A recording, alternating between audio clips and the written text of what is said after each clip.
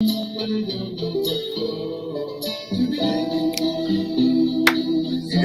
those who know, reminisce. Every Tuesday, Logic, Mindbender. Yeah, everybody. Hey. Yeah. Yes. Reminisce Show. Yes, man. Yeah, you want to get into it? Absolutely, man. Carrying the traditions of saying Kofa, man, because sometimes we got to go back and collect what we may have forgotten. And that's what we're doing with the Reminisce Show, man. So many stories in Toronto history, so many like magical moments. And it's one of those things, man, if you were there, man, like, yo, like, you know, it's, I can't even put words to it, you know, but we got to preserve these stories, man, so that people don't forget, you know what I mean? Because, yo, there's so much foundation to cover. And that's why we're bringing on the guests, the people who were there, man, who were there making these magical moments and contributing to the scene, man. You know, a time where social media was just kicking off. You know, it wasn't even really, you know, out the way how it is now, man. But yo, the social media was flyers and seeing people hand to hand, face to face, and being at each other's shows. That was our social media. Social media also was ciphering with each other and handing a beat disc to a friend and just linking up with your brethren and like just being in crews. We were all in crews and like we're talking to a man who is not only one of Canada's greatest artists, period, of all time. This man should be in the conversations of best producer on the mic in all of hip hop history, straight up. And also just a man who really linked with the people and was a part of the community, has always been a Toronto man's. And I'm happy to. Well, I mean, I know he's a Toronto man's now, though. But you know, I mean, he may come in and say like, "Yo, he's from Saga or Ridgeway and all that good stuff." You know what I mean? But definitely, you know, extended fam, like, you know what I mean? Like people wouldn't argue that, though. People wouldn't argue that. But I know, like mans from Saga, you know, they hold on to that still. You know. Okay. Well, let's work that out. I know he was born in Scarborough. Yeah, really? Yes. Hold on. Okay. Scarborough General. Yes. Oh, Scarborough General. Say word. Okay. Let's get into that right there. And then, I mean, I was talking as far as like, we all can, like, we're all Toronto, but like, do you make that distinction like the way New York cats do? How like they're like, yo, Prodigy isn't really from Queensbridge, and cats are like, no, like Prodigy's from Queensbridge to me. But like, do you consider yourself outside of Toronto from Saga or just Toronto mans? Well, like look at it this way: like Prodigy, he would tell you himself he's from Hempstead, or you know what I mean. Which so is, you know, it's Havoc that's from QB, but like for me, I'm both, bro. I've lived the majority of my life. Actually, I could look at like half my life now has been in Toronto because I moved back down to Toronto when I was like 19. Okay, you know, I'm 34 now, so I would say I'd spent more than or close to half my life in Toronto. And, you know, if I'm in another place in the world, I'm saying I'm from Toronto, obviously. Yeah, exactly. That's the city where I grind. That's where I work. That's where I live. But, you know, when I'm talking to Toronto, man, of course I'm going to say Saga. Of course I'm going to rep my block. You know, I'm going to rep Rich all day. You know, that's how I'm going to do, because I feel like when you're in New York, you're going to rep your borough. But whenever you go outside of New York, it's like, yo, it's NYC, it's New York City. You know what I mean? So in that same vein. Yes. Very perfect answer. That's real. So, man. It's a pleasure to have you here. You know what I mean? Like, before we get into interviews, man, we always, you know, start with the check-in and whatnot, you know what I mean? So I want you to let the people know, you know, like how you're feeling on a scale from 1 to 10, 1 being not so great, 10 being fantastic, amazing, all that good stuff, man. How you feeling, brother? 1 to 10, I'd say like a 6.5 to a 7. Been a, you know, complicated week full of like some family shit, but besides that, in terms of my working life and my friendship life and social circles, you know, everything's been good. And we're about to start a new round of remix very soon. I've just been doing interviews, so it's been good listening to new music and taking in the new artists that are gonna come set Toronto on fire. So, you know, I love that, man. I've been hearing some things, man. You know, like I have a few youth I know that applied and were excited that they had interviews and whatnot. So hopefully, you know, they meet the cut and get part of the remix fam, because like remix, we'll get into remix in a bit though, but you know what I mean? It's just like Rich is a man of the community, you know what I mean, and very consistent with it, which I know we'll get into more details a little bit later. But appreciate the check-in. Yo, Bender, man, how you feeling, brother? Yo, I'm good, yo. Like, yeah, this was a weird weekend and a weird week, but you just gotta keep rolling with the punches. And yo, man, it's up and down, man. But I'm just kind of floating off the high from that Super Bowl shit last week, man. I'm still happy for hip hop. It was a big win for hip hop, and I'm also big on Power. I saw another episode of Tommy's shit. I fuck with it hard, so I'm happy. I'm happy, man. But how you do it, man? How you do it? Yeah, me, I'm feeling blessed, man. I'm feeling about like an 8. You know, I just been doing a lot. You know, like Black History Month is kind of crazy for someone like me. That's when everybody wants to call me last minute and do things. It's like, you know, they're trying to get their Black History Month like checklist down real quick. It's like, quick, call SFA, man. Let me, you know. So I'm like, all right, guys, let me do my thing. You know, so it's all good though. But yeah, you know, I'm feeling good. You know, I'm just excited for today's conversation, man, because like Rich is, you know what I mean, what a real cool guy, man, super entertaining and just like a renaissance man. Like he just does so much and for so long, yo. I was like taking it in, man. I've been documenting Rich Kid for about like 15 years, you know. I was actually doing the math. I was looking at it because, like, you know, on YouTube they have like the years and thing. So I'm just like, oh, this guy's been going on for a time. And I actually want to play like this first clip where I first got introduced to Rich Kid. I don't even know when we first like actually started linking, but how I discovered, I say discovered Rich Kid, but how I discovered Rich Kid was through Junior T. Now, Junior T hit me up on, I can't remember if it was MySpace or if it was MSN Messenger. Like this is, you know what I mean? Like a time frame, just so y'all know. Ancient artifacts. Right? Yo, we're like pioneers in this, man. When people talk about, you know, social media, they're gonna have to like holler at us and be like, yo, what was it like in the days of MSN? And yo, y'all have to be LimeWire and Napster. Oh, come on. Digital dinosaurs. Come on, yo. Facts. T.wire and all that. But so June T like hit me up. It must have been MySpace. He just hit me up on some like, yo, I'm feeling the movement. At that time, I was with Poor Man Militia doing a music thing and whatnot. And he was putting out this mixtape called like The Sample Surgery. And he just wanted me to jump on like the intro. You know what I mean? I never met him. It was just off love, just straight. You know what I mean? I was like, yo, you seem cool. Like, let's build. I was like, yo, man, want me on the intro. Cool. We did that. And then from there we started building. And then he invited me to this show at the Rivoli. And this was like the Western Union show and whatnot. And this whole Western Union was you know, a collection. Like, I don't even know, man. Y'all were just like this whole this movement, yo, of like MC. Was it a Rivoli or was it a Revival? Revival. No, Revival. Yeah. This was like around like the Christmas holidays and whatnot. It was like Revival. Birthday. I'm gonna play so Boombox Saints. That's what it was, right? That's what it was. Well, anyways, I'm gonna play this clip. Like this was like my introduction to Rich Kid, and I was like, who is this guy? Like I thought June T was sick. He still is pretty ill. But then when I saw like Rich Kid, I was like, yo, like hold on. I'm like, yo, Saga is coming too hard right now, man. Like, yo, y'all about to take over the city. I'm feeling it, but at the same time, I'm a Toronto man, so I'm like, I don't know, man. Let me see what's going on. But let me play this video clip, and you'll see what I'm talking about, man. So this is like 2007, yo, 2007, man. Let me play this real quick. Hold on.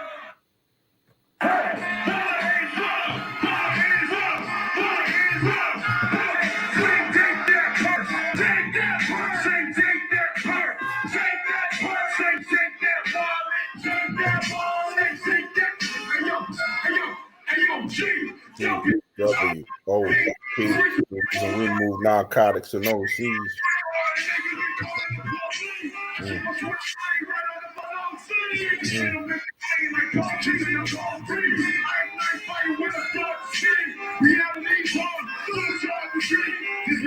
that's Revival.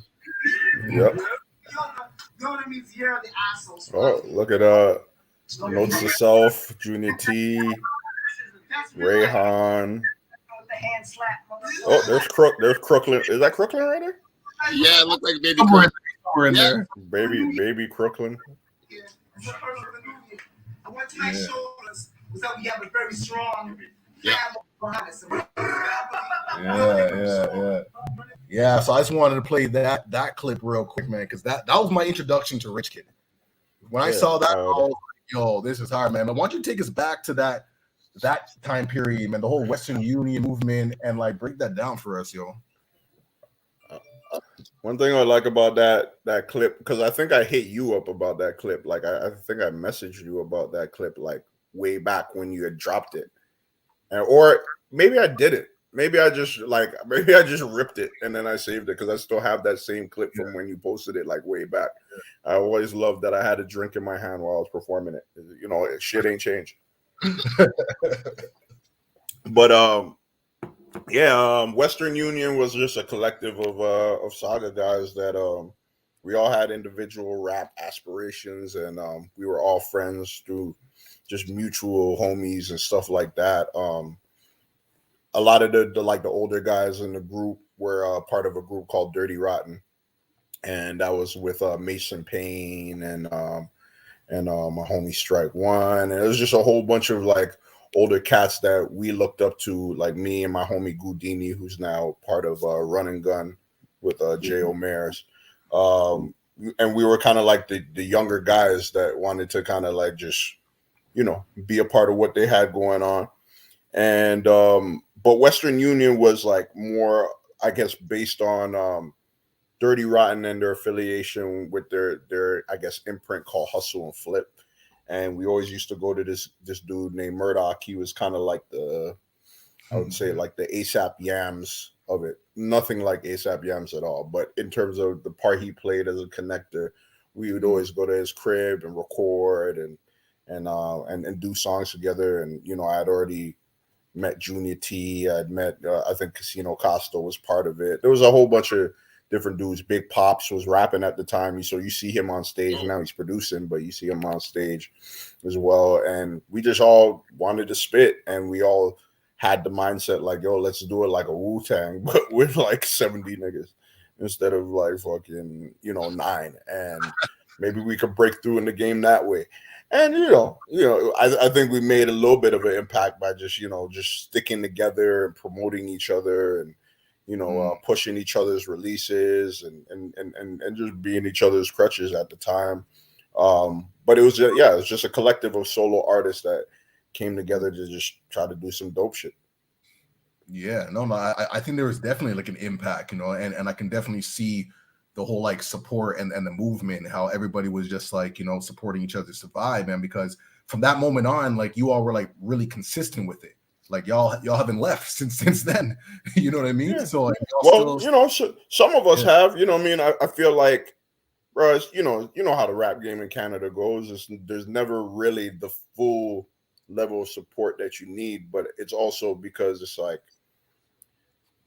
you know, I think at that time people were hoping like people were just relying on trying to get signed, right? And we were at the cusp of that internet push era where it's like, you know, you drop shit on MySpace and you're dropping shit on, you know, you have an online presence, but you had to still be outside and you still had to prove your skills in freestyle battles, and you know, you still had to like, you know, put on great shows and stuff like that. So, you know, we were all caught up in trying to do that, but also, you know, put our names out there in a way where it's like, yeah, this is Western Union, but these are the artists of Western Union, right? And as time goes by, you know, not everybody can sustain that level of grind because it's like life happens, right? Everybody got children or got obligations with jobs and stuff like that. So, you know, big ups to the ones that are still doing it. Obviously, Junior T still doing it more so on the production tip.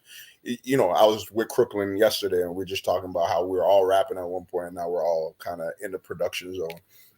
And you know, it's still just because we have a love for music. At the end of the day, you got to make ways for the youngins that want to rap and want to do their thing and let them express themselves, because at the same time it's like, you know, it's not about getting jaded, but it's just kind of like, what do you have to say? You know what I mean? I can't, you know, that song was called Rob Something. I'm not robbing anybody at age 34. If anything, I'm robbing the government, and that's it. Yes, for real. Hopefully they don't see this. You know, it says CRA. Just to go back, because like, you know, I really want to honor your just like work ethic and your like consistency, you know what I mean? And like, you know, when I think about like this time, because like I said, you know, I mentioned earlier, you know, I've documented a lot, you know, people know me, I've been in the scene for a minute now, and I've seen a lot. But, you know, when I was taking in like my, you know, my throwback archives, videos and whatnot, like I can say hands down, like you're like the most like documented artist that I have, you know, online, whatever. Like you're in the cut. Like there's, you know, even just like this one scene right now that I'm looking at. This is at like Spec One's like mixtape release party. And like, of course, Rich is like in the cipher, like as always. You know what I mean? Like, is that my blunt too? Brandon Dramatic. I think that Kit knows. Eric Flowchild. Your bitch be a hoe, we gotta ski on her. Like up in the lodge, I niggas know it. Take down, leapfrog. Still gotta get in. Niggas get robbed. Anytime we in it, niggas get robbed. I mean fraud. CEO of my business. No, stay on it. Yo, like, and I have like I think my cousin Lord Quest in there too. Yeah. Lord Quest is your cousin? Okay. Yeah. Damn, it's crazy. We didn't know that till like 2015 when we went on a trip to LA, and I seen his ID. Like I knew he was a Ghanaian. Like, you know, I've been to his house, we had chilled, you know, and I knew I met his family and shit like that. But I'd seen his last name, and I was like, oh shit, that's my mom's maiden last name or whatever. And then or not maiden, it's her father's last name, and I was just like, oh shit, I got that same last name in my fam. And then I called my mom. I'm like, yo, is Jeffrey Nyama my cousin? Like, she's like, oh, I'll call you back. Call him back in like 15-20 minutes. She's like, yeah, his dad is my cousin, and he's your second cousin. I'm like, oh shit. So we're like, oh, and I was kind of cheesed. I was like, this whole time I've been at your crib, I could have been raiding your fridge. I could have been raiding that jollof rice, and I didn't take that advantage. It's like crazy, time wasted. But we made up for it. I have rights. I get shit, blood. Yeah. But yeah, that's cousin right there. So okay, man. That's peace, man. Mm-hmm. Yo, man, you that is I gotta talk about that. Like, you have so many ill connections. Like, I mean, I'm a man of the people in one way, but you, like, you're a man of the people on a whole other level. I done a little community service, and like but like this was over. You've been out here too, man. Both of you guys, man, and you know, I'm sorry to interrupt you, but let me give you guys both your flowers. Mindbender, you know, you've been a staple in this rap community for a minute. You know what I mean? Not only have you been a rapper, but you've always been supporting local talent and always been the front stage. And I'm pretty sure in most of the footage that Logic might have, you're usually in the front stage wilding out and showing out, you know what I mean? And I think it's understated that you're a elder statesman of this hip hop shit. You know what I mean? And then Logic, you know what I mean? You've been a documentarian, you've been a hip hop artist as well too. You know what I mean? I remember when you and fucking Unknown Misery were doing your thing back in the day too. Like, you know what I mean? I remember watching you guys kill it on stage, and then also behind the camera documenting some of the best moments in Toronto rap history. So, you know, flowers to both of y'all, man. Hey, man, that means the world, fam. Because honestly, like, I to be honest, man, it's real. I was so happy to see what happened to you, because in my, I was on my weird shit. My mentor shit is this weird next level shit. I'm trying to be like Canada's Pharaoh Monch or Rascass or Cannabis, weird rappers like that in America who had a hard time even in America trying to get on. So me trying to be up here, nigga, you know you were weirder than them niggas. You were nigga. The amount of times I've come into a show and seen you fucking I remember those. Wasn't there one performance you did? I think it was at El Macombo, and you had fake blood all over you. Oh shit! And you were rapping on 2 mics at one time. I'm like, what the hell is this nigga on? Oh yo! A next performance, I say, I walked into Sneaky D's, and you're like in a space suit or something like that. You're in like some kind of costume. I was like, this nigga is fucking zooked. Whatever weed he's smoking, I need. Okay, plenty. I admit, I am on some weird shit, but I'm saying that to say, like, I never found my Farley Flex or my Chase or my Mr. Morgan. Like, so when I saw you link up with Saukrates, because Saukrates was like my dream dude, and I was like, yo, anybody who links with Saukrates, I hope they're dope. And then I heard your shit the first time, and I'm like, honestly, I'm like, oh, in some ways it's better than Saukrates. Oh, and I hate to say that because I fucking love Saukrates forever. But I'm like, no, Rich Kid, absolutely. Like automatically hearing it, you're like, no, this shit is amazing. And like you have always like just like the beats are sick, and then your rhymes are sick, and it's just like it was always dope. I mean, I'm saying all this to say like one thing I wanted to ask is like you got 7 volumes of We On Some Rich Kid Shit. You just banged out with enough cats. But like, are there some cats in Canada that you haven't rocked with yet that you still want to rock with? Because I heard that you was like 100 dudes that you rock with so far, and like that's why I'm saying this because you're like you know all the people, you get around all the people, and like you link up with so many cats. So who's left? I mean, you got. Well, like that's the thing. Since from when I began it, there's been began that series or whatever, there's been so many rappers that come out, and at this point, I feel like I did stuff with like the legends that I respect, Cardi, Sox, Maestro, those guys that I feel Chaos, those are the guys like I came up watching on TV, and I was just like, oh shit, they're Canadian, they're sick, all right, like those were the apex for me. Anybody else it would be cool. Like, I mean, of course I'd like to, do something with like Jelly, because I always fucked with Jelly shit, or I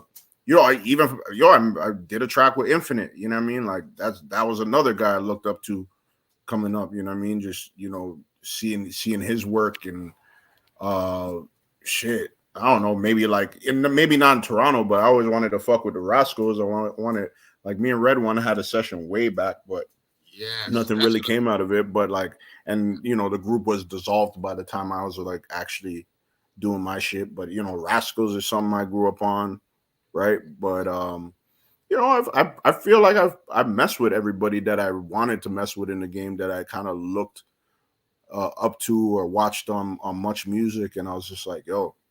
We need to. I actually, when I was watching Much Music, I never even thought like I'd be making music like this. I just thought I'd be just rapping. I didn't fathom producing for other niggas. I thought I was just gonna produce for my own niggas. So, to work with those guys, and for them to admire my beats, and for them to always show me love. I was just talking to Maestro yesterday, 2 days ago, because he moved out to New Brunswick, and he was out there with Mel Boogie, it's just for us to talk drunk on the phone, you know what I mean? It's a privilege, because that guy, I always look at him like, yo, if it wasn't for him, his rap shit would be totally different, right? Yeah. So I feel like I've worked with who I wanted to work with, and then I guess in the newer generation, or at least my generation, Drizzy, we cooked up a lot of cool shit, some legendary shit that eventually led me to kind of work with DMX, which wasn't like really like the studio session that I always imagined, but it was like him taking a beat and even saying on the track that the beat made him feel a way. That's all I needed, because that's X, bro. That's one of my favorite rappers of all time. So working with Toronto rappers led me to work with American rappers that I admire, and that I'm blessed in that kind of sense. I mean, I'm gonna just jump a bit off that, because I did have that question. Like, if I saw that you say you really like to collaborate with cats in person, so like, did you get to actually be in the site, like in the room with DMX and Busta Rhymes? No. Those ones. Yeah. No, not with those guys. With a lot of the American, I guess, placements I got, like there's only a few that I really connected with. Like Talib, we connected on some shit. Like, you know, the song that we did, I wrote the hook for it. And you know, we would go back and forth. He would send me shit and, you know, ask me my advice on it and stuff like that. And, you know, like I always admired that, like when niggas could do that, you know, with shit with me and Lupe. You know, he would hit me back and what? Yeah, we have kind of like I was supposed to do something for his album Drogas or whatever. Yeah. It didn't end up happening because we couldn't clear the sample. But then he ended up like jumping on another one of my beats and just put it out as kind of like a, you know, like a freebie. And then, you know, he'd hit me and ask me my thoughts on it. I'm like, yo, this is dope. You know, we had good phone conversations and shit like that. But with X, we never were in the studio because it was Drake's beat already. And shout out to Snaz. Snaz showed him the beat. He fucked with it. I think it was right when he came out of jail, and then decided like, yo, I need to spit some pain on it. And that's what he did. And you know, that's the DMX that I love. The slipping type DMX. You know, the type of DMX that like puts his heart all out there. Still keeps it gutter, but puts his heart on his sleeve type shit. And that's what he did on my beat. And I feel like that's probably one of his last kind of bigger tunes that wasn't a big commercial tune, because he went and debuted that on 106 and Park and shit. You know, and it's like, I remember I was still working at this place called The Loft, and it was like a basement studio at Christy Ossington, and I was coming home and somebody was telling me like, yo, your joint's on 106 and Park. DMX hopped on your beat. I had already knew that by that time, but I didn't know he made a video for it. I was talking with Dame Grease at the time, and Dame Grease never showed me that. I was just like, oh, okay, this is pretty cool. You know what I mean? So, but it's just, you know, mainly for the fact that he says that one line. When I heard that beat and hook, it was so raw. Looked in the mirror, didn't like what I saw. Like, fuck, yeah, man. Rich Kid B made you look in the mirror, nigga. I love that shit. That shit. Yeah, you deserve it. Shout out to Andreena, because every version of that, anybody that takes that song always keeps Andreena on the hook. You can't have that beat without Andreena on the hook singing, because Andreena is like one of the best parts of the song. No doubt. They played a little splashness real quick, bro. What I saw, like I said, was all that shit gotta change. Even did it right and take one to the brain. I'm the pain, went through jail, trying to stay sane to way. Now, baby, slipping, falling, can't get up. This time I'm right. Yeah. Then I say that's my favorite. Like, bro, then he mentions one of my favorite X tracks on the track. Like, bro, that's all I need in life. Yo, that's really all I need in life. The nigga said my beat is raw on my beat. It's like humble. And then he mentions one of my favorite DMX tracks on the track. Bro. No, like real. I don't need to fuck with the rest of you niggas, bro. I'm good. That was great. That was great. And you know, RIP X, when he died, that shit really hurt, because it's like, I know he's going through a lot of torment, you know what I mean? Like, I know nigga was going through a lot of pain and shit like that, and he was a hard soul to understand. But you know, it's at least he's at rest, you know what I mean? Like, he don't gotta go through and suffer shit, and it's like he left some great shit with the world, and I'm happy one of those things he left was on my beat, you know what I mean? Like, that was my generation's Pac in a way, you know what I mean? Really. That is yeah, man. I'm definitely want to like spend a little more time on the last soul, because you're right though. Like that beat, there's just some like you capture like a certain soul to it, man. Again, like it resonates with people. It's like every now and then I'll even play the instrumental, man, just like looping, you know what I'm saying? And just has like a beautiful vibe. Like, why don't you talk about like the creation of that, and then you know how you came about like linking up with Drake for the official or the original version. Yeah, I I made that beat when I was living in Jane and Finch with my cousin Bucks, and yeah, I don't even remember the process. I just know I made it on May 10th. Made it on May 10th, 2007, because 2007 is when Comeback Season came out. So I had probably sent it to Drake over the summer. But and I think like in the title of the beat, it's called Play Me May 10th. Okay. And like, you know, I didn't really use no samples.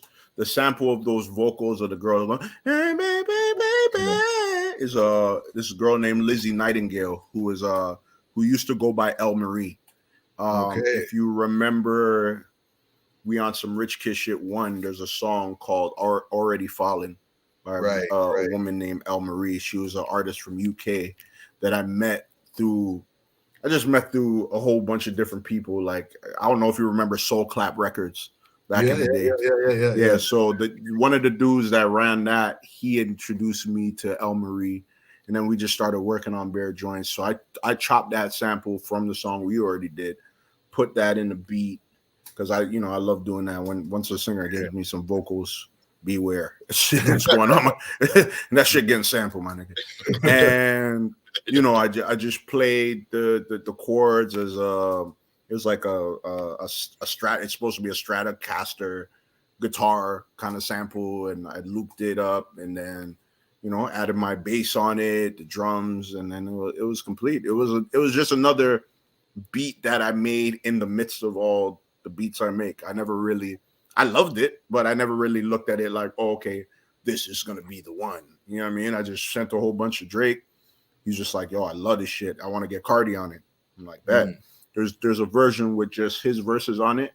I think I have it somewhere in the cut, but then he got Cardi on it, and then he played it for me. I was just like, yo, this shit is good money, man. Good money. And so the rest was a wrap. Put it on Comeback Season, and the rest was a wrap. So were you like in the lab with him too, or is this just like over like email, like, you know, MySpace? Yeah, it was over MSN. I would send them. Yeah, I would send them. I was sending them beats over MSN, and like I wasn't in the studio for that. I think I was in the studio when he was writing Easy to Please and Faded, but I wasn't in the studio for Presentation or Last Hope. Okay. Oh man. Yeah. So are you like DJ Premier, like you bang it out in 10, 15 minutes, or like I want to talk about your beat making process for a bit, because are you still just strictly upgrades on Fruity Loops forever, or are you fucking with other shit? No, it's FL for life, bro. They got me on the website, man. Oh, word. Well, you know, I'm a power user, so, you know, and I get the shit free for life, so, you know, I still steal the motherfucker, because you know, if it ain't broke, don't fix it. Like, I just feel like the stolen version is better. It just adds more sauce to it, you know. Yeah, that stolen sauce. But but like, yeah, with my beat making process, it always changes. It's not, you know, there was a time where I made beats in 10 minutes or 20 minutes. There are beats that taken me, you can say, years, because I'd go back and add to them, or I'd go back and change them, and then I would sell them, right? So a beat's never really done until somebody jumps on it. You know, that's how I look at it. Wow. So it all differs, but to get my rough idea out, it doesn't take me too long, because if I have the idea in my head and I know how to get there, it's kind of like GPS. I already know my way, so, you know, they ain't really trafficking gonna stop me. And you bang out beats every day? Are you on that J Dilla, like sitting on 3,400 beats kind of steez, or do you like at age 34? No. No. It's different now, because it's like I'm not making beats just to make beats, because I feel like now I have a lot of beats that I can just even go back and fix up and rework and maybe slow down the tempo or speed up the tempo or add new drums to. So I feel like the only time I'm really like cooking up or making new shit is when I feel inspired or when I'm just in the lab with somebody new. So with an artist named Idman that I took under my wing. She's a remix alumni who, you know, me and her created a project, and she's now signed to Arista in the States on by way of Sony. You know, the way we created all those beats for that project on the spot. So the first 2 singles, I didn't do the first single Down For It, but I did the second one, Politics. And you know, we made all those beats on the spot. You know what I mean? It's just really a vibe thing with who I'm with. If I'm catching a vibe with you, then let's create something original on the spot. Let's make magic on the spot, you know? That's amazing, yo. That's great to hear. There's a couple historical shits we want to get into for sure, but just if we don't get it to the end, I like, you got a lot on the horizon for 2022, like Naturally Born Strangers, Solo Rich Kid, like what can the people expect? Anything else with J Electronica, some other shit? Bro, none of that. Like with J Electronica, I don't really talk to the guy, so you know, we only talk when he's in town and I have access to his shows. And then we're talking backstage, and then it's the usual convo. Yo, I'm still putting that song out. Like, nigga, it's already been leaked.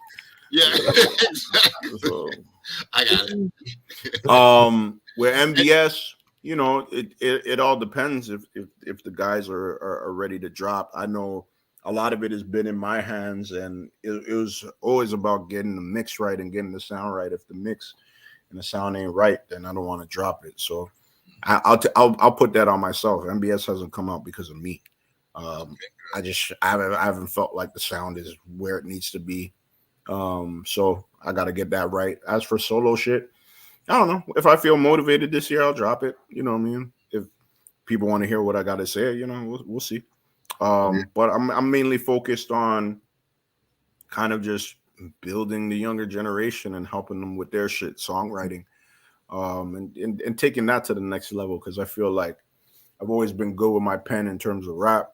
I haven't really showed the world, you know, the R&B side of me, the Richard Kidson side. Bring that out, yo. That's my alter ego with the R&B pen. So it's like, you know, Idman is like my main kind of focus right now, but everything else, like, you know, if I feel motivated, then I do it. If I don't, then I don't, you know. Yeah. Well, you know what? Like, this is a good segue into, like, you know, motivating like the younger generation, you know, because I actually got this like throwback. Like I said, I got bare like Rich Kid archives, man. Like, so this point, like, you know, like a lot of people know Rich Kid for, you know, working at, you know, like Remix Project and working with younger folks, but you know, he also did some other stuff, man, in the Jane Finch community, man, with Lost Lyrics, man. This throwback. Let me play this real quick, yo. 106 in York. Oh, the days.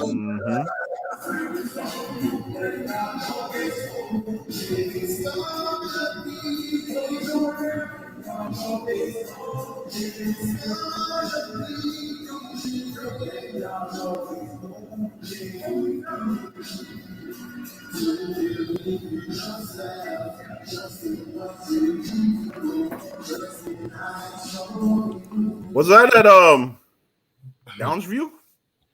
Exactly. Yeah. That was Downsview, man. So this is a good, like, I don't know, man, like 12 years ago, 13 years ago, something like that. You know what I mean? So just to show, like, man's been doing this for a minute. Rich Kid has that was with my Lost Lyrics. That was Amanda Paris's program called Lost Lyrics. And me and Obi, who was another Remix alumni, we were working with that program. And I see my boy North English in there, who's also now a Remix alumni. You know, we were kind of teaching these kids how to get on the mic, how to perform, how to engineer their stuff, how to write bars. And you know, some of them are doing it today. My man North English is an engineer, and you know, engineering for like Young Tory and a couple of different artists, and he's doing this thing, man. I think he got a plaque recently. Oh, there's Amanda Paris. You know, like, yeah, those are some good days. Actually, that night, I think I met that dude that committed those murders with Mayhem. Oh, He was there. Mark or whatever his name. Yeah, Yeah, the psychopath guy. Yeah, he was there. Mark Miller or whatever. He was there. Yeah, he was there that night. Showing love to the youths. Because I remember there was a place where smoking at the side. I remember he's chilling with some guy with a scar on his face. Wow. Okay. Holy. Oh, some murder mysteries right there. Wow. Oh, no pun intended, yo. Like, wow. Yeah, but shout out to 106 in New York. Yo. Indeed, man. I mean, you want to continue on talking about the youth? I mean, we definitely want to give space to that because no, for sure. You know what I mean? Because I feel like working with young people and in the community is like an acquired taste. Like you really got to like enjoy it. No one really does it because like it's like the thing to do. Like you really have to have a passion for, like you really want to get back. Like you said, like you're taking artists under your wings, and you have always done that, you know. So like where does that come from? Like this desire to just give back and to like, you know, build and you know, mentor and all that. I guess it's like, you know, I was always a youngin' around the OGs. You know, I wasn't always around people my age when I was coming up. I feel like everybody was older than me. Crook was older than me. I mean, Junior T was older than me. My manager, Addy, was older than me. My manager, maybe at that time, who was Courtney, was older than me. Like, I was just always around older guys. The OGs embraced me, like Socks and Cardi and all. You know, like, there were young guys my age doing it, of course, and we always did link up here and there. But for the most part, I was always hanging around with older dudes. So once I got into certain positions where I could help people, I felt like it just made sense to pay it forward and help young people out with what they're doing. And I think Remix is also a motivator too, being in the Remix program myself as a youth, you know, like with Gav and Drex and, you know, Soze, my first mentor, then 40, you know, Brandon Spiritu, all those guys helped promote me and support me and encourage me. So I was just like, shit, when I get to their level, I want to be doing the same shit and helping promote and support and encouraging the next generation of talent. I just felt like it always made sense to do it. That's fire, man. That's fire. No, yeah. I love that, man. Love that. That's what's up. Yo, I want to pivot off that real quick. First off, promotion, but then I want to talk to you about movies for a bit. But like, so you're talking about mentorship and stuff, and knowing that young gurus got enough wise taste to be up on your shit. I was just wondering, did he ever play his shit for Jay or any of them cats down there? You think that'll ever happen? Rich kid? For Hov, I don't think he's really in that position a lot of times to just play shit for Hov, because he's not really an A&R for Hov shit. He was an A&R on Jay Electronica's album, so that's how he had kind of got put on to me, because he heard the song that I did. Like my boy Hesh gave Jay Electronica the beat. Jay Electronica did some shit. Young Guru was wondering like, yo, who did that? And then Hesh told him Rich Kid, and then I think he mentioned my name and like these next producers to look out for in like some conference or something like that.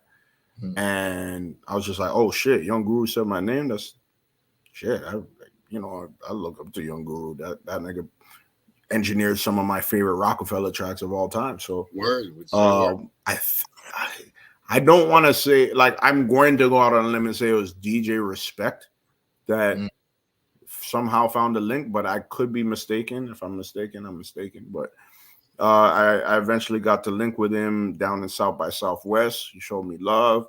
And then we had always been in contact from there. And, you know, whenever he'd come down to the city, me and Addy would take care of him, make sure he had primo weed, and, you know, had him come do a talk at Remix. And whenever we was out in LA or whenever we were out in New York, he'd look out for us. So, you know, it was a mutual understanding and friendship. And, you know, there was a time that he was going to engineer the project, and that didn't pan out too well, but, you know, we're cool now. So.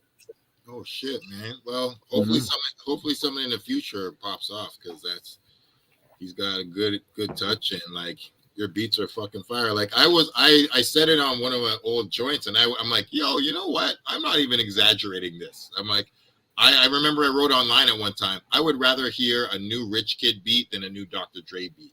I wrote that when I was on this hip hop forum based out of Philly, and all these cats are like, Canadian shit's weak, and I'm like, no, a lot of y'all American cats sit on your laurels sometimes, and you like don't pay attention to the next generation.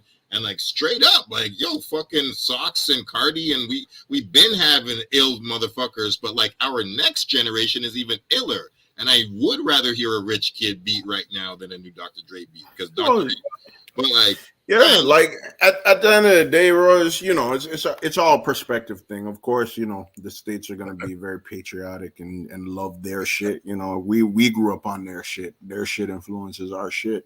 But I think, yeah, there was a certain point. There was the, you know, the era where, you know, Socks was definitely influenced by like West Coast funk, and that influenced me to make shit like that, right? Like I heard like, you know, Battle Cat and Rick Rock and who else was from the West, you know, like Dre and, you know, all those type of beats, Fred Wreck, you know what I mean? But, you know, it was Sox's way of doing it that made it like West Coast, but Toronto at the same time. Yeah. And like that's what influenced me. But, you know, and then we move into my generation where it's like, okay, where the producers are starting to get our beats out there, like even further to on the state side, working with states artists, and then to this generation where it's like you probably won't have an album without a Toronto producer on it. You know what I mean? Boy Wonder pretty much touches anything that's big. You know, T Minus is back, you know, doing a lot of J. Cole shit, you know, and there's a lot of young guys, you know, a kid that came out my program. Well, he would have been a remix, but then, you know, he just went and signed a deal. But this kid, Young TN, he did a couple joints on Lil Baby's album and the Baby and Dirk album, and he's going crazy right now. So, you know, I don't bother arguing on forums. It's just like the proof is in the pudding. We're dictating the sound of a lot of these motherfuckers, and now people from over there look up to like Wonder Girl. Wonder Girl is probably one of the most influential producers of the last decade. You know what I mean? Because she gave women, you know, something to aspire to in terms of production. You know what I mean? Like, not to say there weren't women producers before, but there were nobody was doing it like her. She was the youngest in charge, doing it at the time, created bangers for Jay-Z and Travis Scott. Yep. Like, you know, and those are bangers that are worldwide known. Like, you can't escape those ones, right? So, you know, it's not even a thing that I even feel like going on forums and debating with motherfuckers. It's just like, nigga, there's a Toronto producer in your fucking top 10. Has to be in this era. Regardless, maybe they could debate on old school shit, because at the end of the day, they never watched our Rap City. We watched their shit. You dig what I'm saying? So you can't, you know, we can't debate it with them on that. But for this generation, they can't say shit. Oh yeah, I'm glad to say that this was like 8-9 years ago. I was having. Oh, okay, yeah, okay. Yeah, no, I'm saying I was doing this last week, man. No, I thought you were on Reddit just arguing with. No. It's like, I ain't wasting my time doing it. I'm just saying, like, I remember at this one point when there. No, true indeed. No, and I agree with that from that perspective. Before we get into like the acting aspect, I want to play this quick clip, man, because this was a pretty exclusive moment for me, man. Shout out to Tara Muldoon, man, who plugged me into this exclusive interview at the Remix Project. And when this brother pulled up, you know what I mean, like a young brother, and he, you know, I asked him, like, you know, like, what are some, like, you know, Toronto artists that he's, you know, feeling. He mentions, you know, The Weeknd, and you can hear it though, man. Let me see. Rich Kid. Billie Jean, New 17, silly. I'm good enough in magazine. Really trying to get. I'm really just trying to get up and listen to a lot of music tonight. That's what's my real primary goal to do. The audio wasn't that great though, but you know, as you can see, man, he was, you know, like checking for Rich Kid. I know that you had some time with Kendrick during that. That you like bring that back, man. Like, because he like Yeah. when I saw that connection, you know, I was like, yo, like the man them are on, like this is it, like you guys are good, like, you know. So I'm curious what was happening around that era, man. If you want to, you know, build on Well, even at that time, Kendrick wasn't fully on at that time when he said that. That was shortly after Section 80 had been released, but before Good Kid, Mad City. So, you know, that was the beginning stages of Kendrick, and we had met Kendrick and TDE when we were like around our first times going out to LA. You know, Addy, my manager at the time, he was like very tuned into West Coast rap, like the new school West Coast rap. So he put me on to Kendrick. I had already knew about J-Rock. I had already been like a fan of some of his shit, but he put me on to Kendrick and Schoolboy Q and Dom Kennedy, Pac Div, Thurs, you know what I mean? Like a whole bunch of artists that we would eventually kind of like link up with and do some stuff with Krondon, you know, from Strong Arm Steady. You know, Krondon was on one of the, I think he was on Rich Kid Shit 5, I think, or 6, or one of them. Wow, I remember you posted Hope Wright, who, you know, at the time was dating Janae Aiko. I was just like, oh, okay. A little baddie. You know, just a whole bunch of dudes that, you know, were like the new West, that weren't talking or weren't really based in just gang banging and gangster shit. It was like a new sound for the West, post jerk music, you know what I mean? And Yes. Kendrick is like, it was crazy because I would listen to some shit, like I'd bump like Overly Dedicated, and I liked some joints from there, but I wasn't fully onto him. I didn't really get fully onto him until me, Smash Brothers, who's Junior T and Crook at the time, and Lord Quest when he was rapping. We all opened up for Kendrick in 2011, and it was Kendrick supposed to be Schoolboy, but he couldn't get past the border. So then, who was it? It was Absol that came down in his replacement, and yeah, once I seen this nigga perform, it like really changed me. Like I had already been a rowdy performer, but I think watching his performance made me start taking a more calculated approach to performing.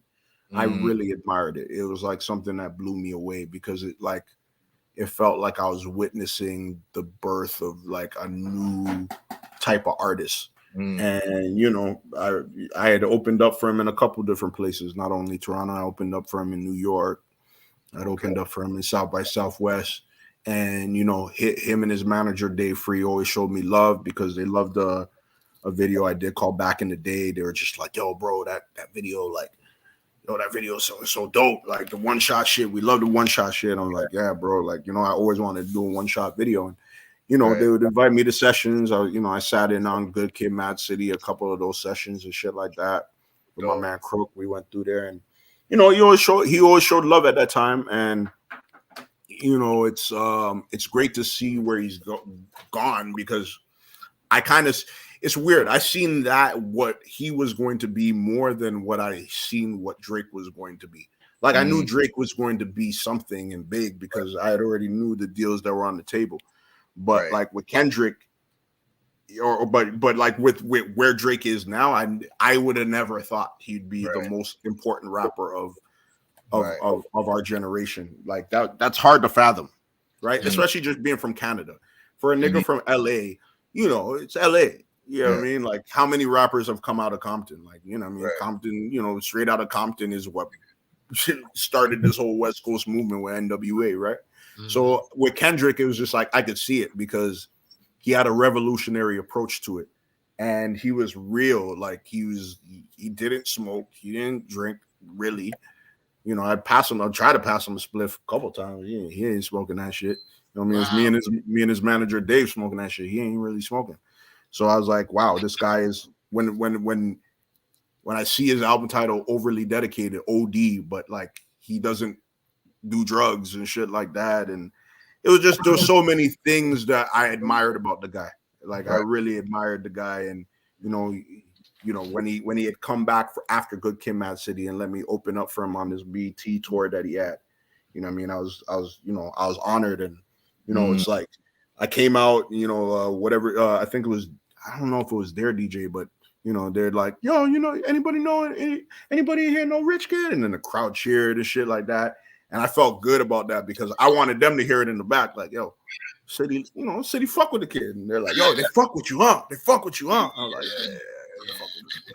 But like, it's with Kendrick, it's just like, yeah, I could see from the moment I opened up for him that he was going to be a legend. And I told him, like, you're going to be the next Nas. And then I corrected myself and I'm like, nah, fuck that. You're going to be the next Kendrick. We all laughed and shit like that. And, it is what it is. It's real. Like, he had a message and he's come into the world and he's displayed that message and he's done it effectively. There hasn't been, there's very few artists that have no smudges on. He has no smudge on his record, no scandals. He's kind of like almost like the LeBron of rap, right? Like, it's just, he has his rings and he's just like, there's no scandals on him. There's no bad shit you could really say about him. You could pick and pull certain things, but at the end of the day, he's solid. You know what I mean? So shout out to Kendrick. And yeah, he's always shown love. He's always been a guy that's shown love. I haven't talked to him in years, but it's dope, good. Hopefully he gets on some of your new beats for whatever he's doing next after. I mean, hopefully he rediscovers an old folder because I have I don't really like the closest one I talk to is J Rock. I still be kicking it with J Rock when I'm in LA. We be drinking Don Julio and talking shit. And yeah, when I went to LA just recently, we cooked up like about 3 records. So that's the closest I am to Kendrick at this point. But it was always J Rock that showed me the love first. He was always showing me support from jump, and all of them showed support through their own ways, but it was really J Rock that's always been my nigga like that. Yeah. So this Toronto LA connection is so wild. Like, can you speak on it a bit? Like, there's some weird thing in the air. It's you, Crooklyn. So many cats are from LA and here be going back and forth. It's like, I mean, I don't know what it is. I don't know who started. I don't know if there's a bunch of shit that y'all are sitting on. I saw Crooklyn say on a tweet. He was like, yo, one of my legends just asked me to like join a group with him. And I'm like, who is that he's making shit with? And I'm like, so like, what's going on in LA? I don't know who it is, but at the end of the day, bro, LA is the place where movies, TV, music, they all intersect because they're all owned by the same conglomerates. Sony Records, Sony Pictures, Universal Media, fucking Warner Brothers, Warner Music, Warner Chappell, Warner Brothers Entertainment. Like, that's where it's all at, right? And then all the rich people are there. All the celebrities move out there. There's times where I walk down Fairfax and I just seen Frank Ocean. I just like, yo, Frank, you good? And dapped him, and then he jumped in his old BMW. Like, what I mean? It's like, it's kind of the place to be if you're looking to just kind of like talk to the labels or just, link with different artists that might be on the cusp of something. Because I think LA kind of had its resurgence in the 2010s, right? I feel like the only artist that was like popping out of LA in the 2000s that really made a statement was The Game, right? Like there wasn't. It's funny how this looks like the West Coast sound, right? It looked like it. Yeah. But it's actually Sunreal's label, We Go. But okay, man. Shout out.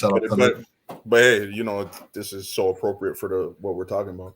But it's like, yeah, it's just everything is in LA. It feels. It just feels like the whole scene is in LA.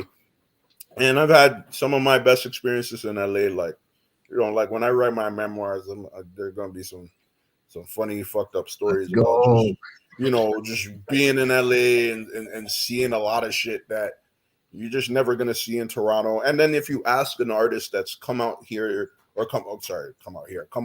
out there to write or produce or to do anything in music, they always say that it feels like everything that I'm doing in Toronto for like a year, I've done in a couple weeks in LA, right? Because it's really just because you feel like you can connect with people a lot more easier. You can pull up on a lot of studio sessions if you know the right people. It's just a more I guess just more people are working, bro, and the work goes ways over there. That's fire, man. Well, continue the wave of LA and films and acting and whatnot. Like, I actually want to play this clip, man, because man. Anyways, I'm just gonna play this. Man. This short film that you produced, man. And I got to shout out, man, the brother Ja, Like, when I saw this, I remember watching this like years ago and I forgot about it until my mentor mentioned it to me, and I peeped and I was like, yo, Ja's in this, but I'm gonna get to that in a second though. But let me play this quick, man. R.I.P. R.I.P. Yo, Ja.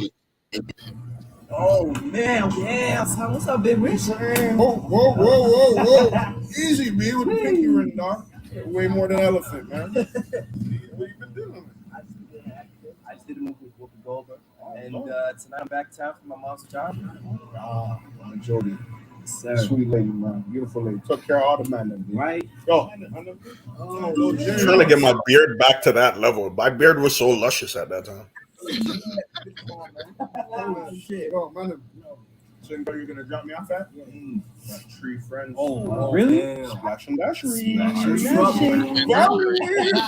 This guy. Oh, Rich. Oh, man, why you making excuses? You come fight out some of this. Yo, dog, reach. I can, man. I gotta work. I gotta work tomorrow. Wow, yo, this is some ill drama, yo. You changed this. Not but for real though. Get the fuck in the way. Get the fucking yo. Okay, all right. We deciding your nights. Yo, man. First of all, this track is fire. Track is fire. The visuals are crazy. Anybody? Shout out to RT. RT. Oh, RT.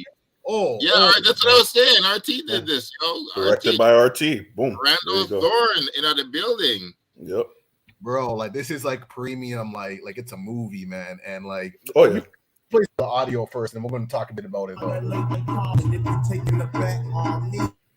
all in, cause you've been flopping for a minute now. When else we gonna get around and do what we've been talking about? Cause we've been talking for a minute now. Anytime we shenanigans, cut it out. Cut it out. My discography, it's like audio pornography. I'm the only one to get your speakers wet. I guess you do believe I'm a monogamy. Some of these MCs need work. I don't know what they stand for. They should take a seat, take 7 days to write 16-week verse. I'ma put my clothes out. You better have one roll though. I remember how them jeans fit tight and that booty so right, but remind me with a photo. Oh, you sending it over for me? Yes. Soon you'll be bending over for me. Just keep talking that with no jaws. I'ma be there quicker than police for response calls.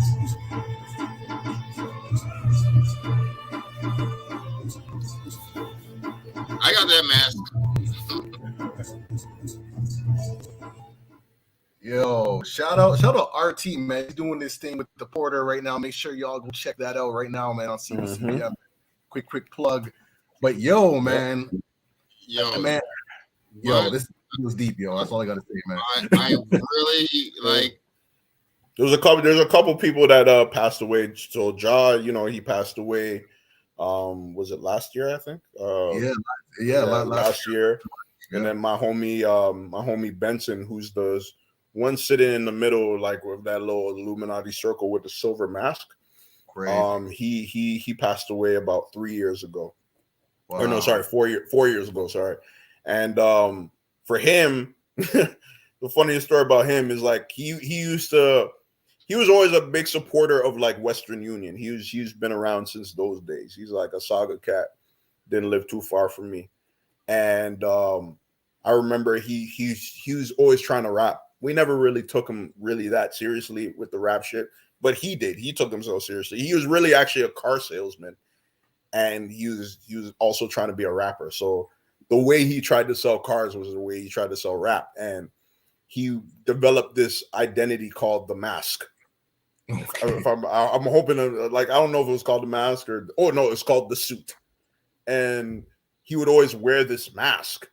And I remember he had texted me before he came to the video shoot, and he's just like, yo, I'm gonna pull up to the video shoot, but you're the only one I'm gonna talk to. If anybody wants to speak to me, they have to refer to my butler. And I just remember I was just like, LOL, okay, bro. I was just like, what is this guy talking about? Yeah. This guy pulls up with a butler. So the butler's in the video. Like, if you go back to that Illuminati part, he's the one standing up right next to him. It's like there's an actual guy he paid, like a Jeeves kind of butler he paid to just be around. So it's like, bro, people were trying to talk to him and he wouldn't say anything to nobody. And I remember he had taken me to the corner at one point in the video because we were there all day. This was like an 8-hour video shoot. And he pulled off his mask and he was sweating like crazy because it's just like, bro, you're wearing a mask all day. He's just like, yo, Rich, bro, I think I gotta leave. Like, I'm getting sweaty in this mask. I'm like, nah, bro, we need you for a couple more scenes. But he wasn't really in those scenes by the table because he actually had to leave. He was getting too sweaty under the mask. But he was like fully not talking to people. He was just like, yo, refer. Anytime girls would talk to, like, shorties would talk to him, we're like, ooh, can I wear your mask? And he's just like, he'd point to the butler, and the butler would be like, no. I was just like, bro, you could have easily just said nah. He didn't give a fuck. So R.I.P. my nigga Benson, aka the suit. Wow. And R.I.P. Jaw too, man. Like, you know, amazing actor, good friend. You know, I met him due to this video. I remember me and RT were talking about, originally I was the one supposed to get killed in the video, and you could assume that I do get killed at the end. Who knows? Yeah. But I originally it was for me to wear the ring and for me to get killed. But then I don't know whose idea was it to like get well, it might have been his idea because he was just like, yo, I got my I just did an episode of Degrassi, and there's this kid named Jamil French. I could get him to be in the video and shit like that, and that might even help how the video looks because he's acting in the show. I'm like, cool, let's do it. And you know, Jamil pulled up, and Jamil, when he introduced himself to me, I forgot that he was part of this dance group called the Moonrunners, which was which was a breakdancing, a breaking clique in Toronto. So I had met him kind of prior before, but just never talked to him really. So, you know, we went, you know, at times when we were taking a break, we, you know, go for a spliff and smoke and just talk shit. And he'd show me some of his songs because he was a rapper as well. And yeah, we just grew a cool bond, man. That was a good friend. And, you know, RIP to him, man. It's sad how he went out, you know? No, absolutely. Like, and Jamil's someone who I had the chance to like build with a lot, you know what I mean? Like, I actually brought him around to like a lot of my community stuff. We did, you know, a few like Black History Month like celebrations, and he was super knowledgeable, man. Like I met him at this, I met him at the spot in Scarborough called Friendships or some fried chicken. Hey, not to be stereotypical, but they had their open bar, you know. It's Black History Month. Hey, I'm there solo, and you just see me. He saw me with the SFA shirt on, or whatever, and we just started building, and we just got deep, and then there it was like this. I was like, yo, man, like it was like kindred spirits from that moment on. And we spent like, you know, like every year just like rolling together, man. I went out to like Kitchener, Hamilton, like all these different spots and whatnot, and always showing love, you know. So, you know, when I heard the news, man, like I was hurt, man, because I was like, damn, you know, like I was just like thinking about this guy, and he was just such a wonderful soul, and just, you know, like was so rooted in community and just wanted to like, you know, see people do good, you know. So so definitely rest in peace, man, to the brother there, man, gone but never forgotten, and definitely continue the legacy, man. But it was just it was a pleasant surprise to see him in this, you know. I was like, oh man, you know what I mean? Yeah, so man, like, you know, it's a video that like I feel like is one of my most like cinematic, my most creative. And you know, it's you know, I had some real actors in there. I had a whole bunch of friends, a whole bunch of like people that just kind of like came through for me in last minute and made it what it was. And you know, it just made even people think that I was part of the Illuminati. So yo, man, I wasn't thinking that you were part of it. I was thinking that like you were smart enough to avoid getting caught up in this shit. Like I saw that shit years ago, and I'm like, God damn, this shit is blowing my mind. You know what? I gotta be mad honest. Like I thought that that you were being kind of like offered some shit, and you were like, nah, I'm turning it down. That's what we want to know. That's the real question. Because like who was it? One of them like Fabulous or Boozy or one of them was like, yo, I've been to them mansion parties in LA, and like I opened the door and saw some shit that it. One of these rappers talked about it. Inspector Deck, was it Deck or some of these guys? Maybe. So yeah, I've heard a lot of shit, man. A lot of my like producer homies have told me a lot of shit that's like they've seen in LA and it turned them off from the game. No. We trying to understand if you seen some stuff. When I saw that video, I was like, man, to be honest, I don't think I've ever got big enough to ever see some fuckery because they know me. Like, you know, I'd be like, what the fuck? They'll have to kill me. Okay. Okay. All right. All right. Which is what, you know, what almost happened in the video. You know, you could assume that, like, you know, they got rich in the end because you see all the hands on the door and shit. Like that was my idea. I definitely wanted hands on the door to make it look like, oh shit, it's over. Yeah. It's over for Rich. Yeah. But yeah. So yo, I did. I remember back in the day. I think it was around when 50 Cent was doing "Get Rich or Die Trying." You were working on Trespassing, and then there was talk. You know, I heard that you were in Filth City. And I was watching Charles Officer's latest movie. Bro, Achilles. Wait. Well, before you go along, Get Rich or Die Trying. You know that came out in 2003, right? Man, I was working Trespassing. I directed that in 2011, bro. Oh, was it that much later? I don't know. You can't smoke weed before the show, fam. Getting your timelines all mixed up. You're off by a good like 8 years, my nigga. Okay. I'm like, Get Rich or Die Trying, nigga. I was still in high school. Okay, thank you for straightening it. I don't know why in my brain I thought I have a memory of being around you around that time. And like you talking about it, but as you were saying, my shit's all blurring and fucking it's just weed overlapping. Yeah, good weed, I understand. Yeah, it's good ass weed. But yo, I just know that you were working on this shit. Mm-hmm. I never got to see it. I don't know if it ever came out, but like, I just want to talk about like, do you want to direct more movies? Because I saw you in that Achilles Escape, and I saw you cocking that pistol. I was like, oh shit, Rich is up in this shit. Had the shotty. Yo, the shotty with that big piece. Aimed at some bodies. Yeah. So like, no. I got I just got my actor card a couple weeks ago. So yeah, I'm gonna pursue acting a lot more. So yeah, I'm an actor member. But yeah, writing scripts, I just have to get down to it. I had just recently did an appearance on this show that's gonna come out on CBC called on CBC Gem called Top Line. And the show is about this young girl who wants to aspire to be a singer, but her father doesn't want her to do it, and she secretly posts a song on TikTok, becomes a viral sensation, and then moonlights as like a, you know, just saying that she's going out to work, but she secretly goes and just goes to the studio, meets different producers, different people in the industry. And you know, speaking of Trespassing, the reason why I did the show is because it relates so much to the storyline of Trespassing, where it's like, you know, it was like a kind of like based on like, you know, loosely on me, where it's just like I was moonlighting as an artist, but really going out and drug dealing and, you know, going to shows and looking at artists like, yo, I want to be that.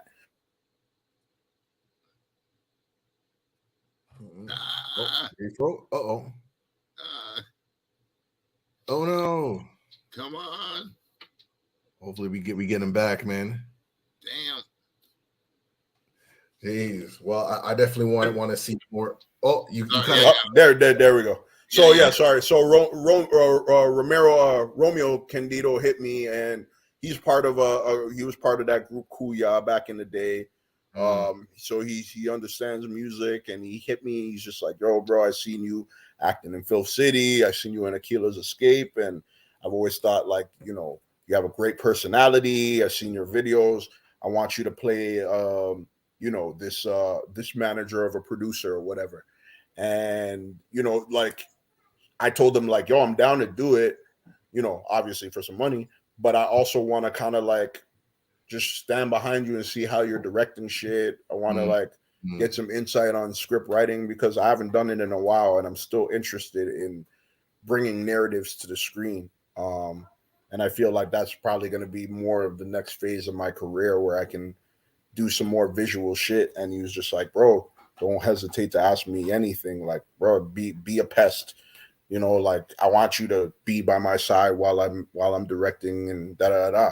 So that's what I did. You know what I mean? I only did one episode, but you know, I was just there. I was there with my man Cass Cray, who was also on Aquila's Escape. He actually took the role that I was going for in Aquila's Escape, and I got downgraded to just a henchman, but I was supposed to be his role.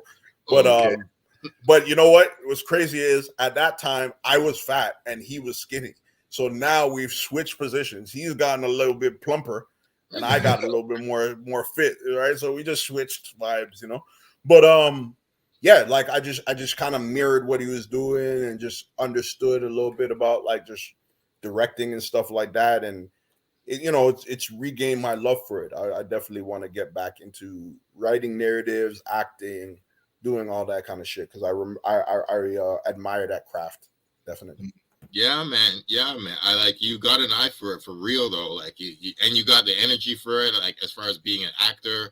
But just watching your videos and just knowing that, just your visions, I'm like, yo, man, you got stories. And I saw the trailer. I'm like, yo, I want to see the actual Trespassing movie. So when if it ever drops, that's that trailer on, if you've seen that trailer on YouTube, that's not a trailer I cut. I really actually hate that trailer. Yeah, it's not. I didn't do it, so it's like I'm if anything, I might just post it on my IG, because it's like a 13-minute video. I think you can post reels that are that long now, so I might just put it on shit that just, you know, it's like on my IG just for people to watch. Shout out Shamari Downer, who's the main actor in it. That through that movie, you know, meeting him, we become tight friends just because of like, you know, he was supposed to be playing me, so to say. So it was like we found out like we're very alike. You know, we just do a lot of the same shit. We wear a lot of the same clothes. We talk the same way. You know what I mean? Now we both got children like that are close around the same age and shit like that. So you know, it's like through a lot of these things, and essentially I wouldn't be making Trespassing, or I wouldn't be diving into this area of film if it wasn't for the Remix Project and the City Life Film Project, which I had to go through to, you know, make a pitch to Temple Street Productions of my idea. I had to write a script. My mentor for that program was Clement Virgo, you know, esteemed Canadian director, you know what I mean? You know, director of many TV shows, movies, including The Wire. And Charles at that time, he wasn't my mentor, but I knew Charles through DJ Nana, because him and DJ Nana were tight, and Charles took a liking to me, so he was kind of like my mentor too, and showing me a 1-2 thing. And then eventually I got $40,000 to shoot the film, not in my hands, but you know, they put it into production.